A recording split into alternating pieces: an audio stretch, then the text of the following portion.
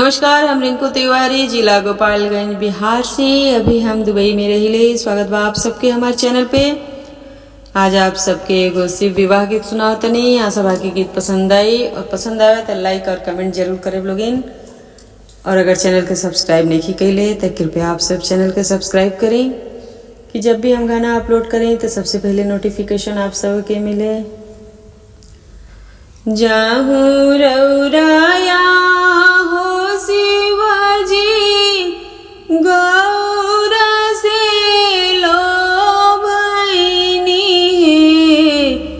अरे गौरा जोगे आहो शिवजी, चुंदरी ले आई है।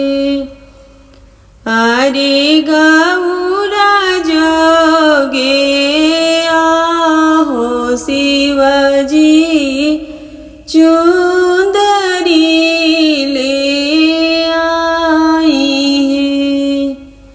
जाहूँ रौराया हो शिवजी, गौरा से लो भैनी है।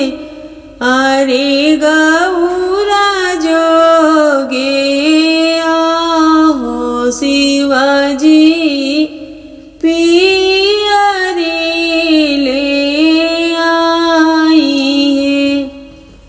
अरे गौरा जोगे आहो शिवजी, पियरी ले आई है।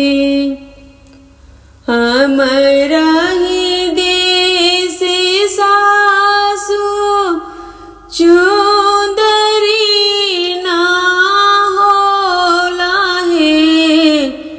अरे गेरुआ बस्तर सासु हो खेला बियाह है।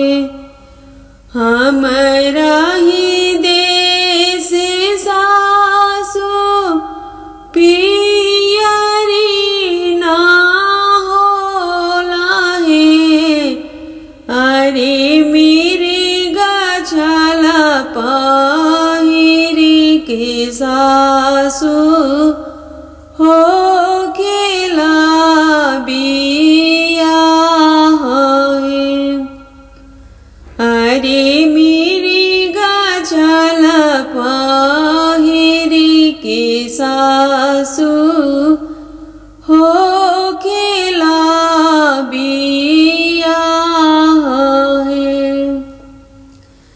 जाहूँ रौराया हो शिवजी, गौरा से लो भैनी है।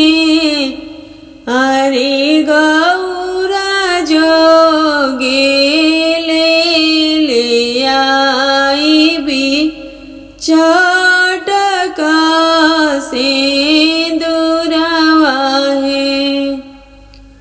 जाहूँ रौराया हो शिवजी, गौरा से लो भैनी है। अरे गौरा जोगे आहो शिवजी, सिंदूरा ले आई भे।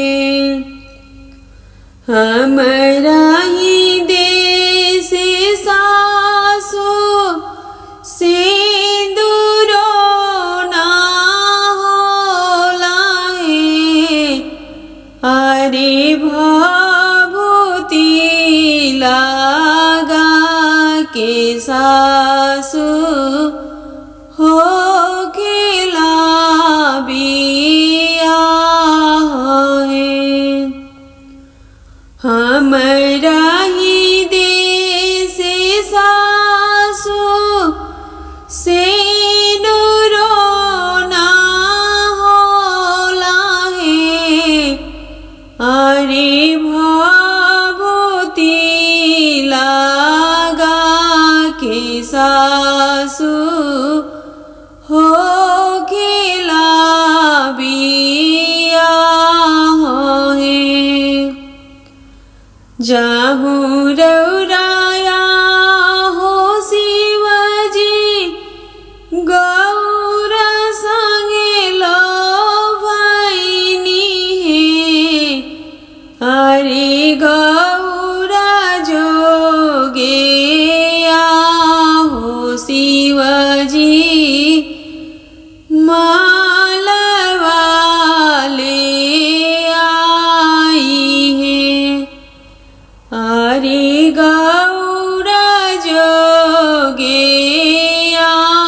हो शिवजी हार वाले आई है हमारा ही देश सासु हार वो ना होला है अरे सारा पे के माला सासु हो खेला बिया है अरे सारा पे के हरवा सासु हो खेला बिया है जाहु रौराया हो शिवजी गौरा संगे लो भैनी हे हरि गौरा जोगे हो शिवजी चुंदरी ले आई है हरि गौरा जोगे हो शिवजी पी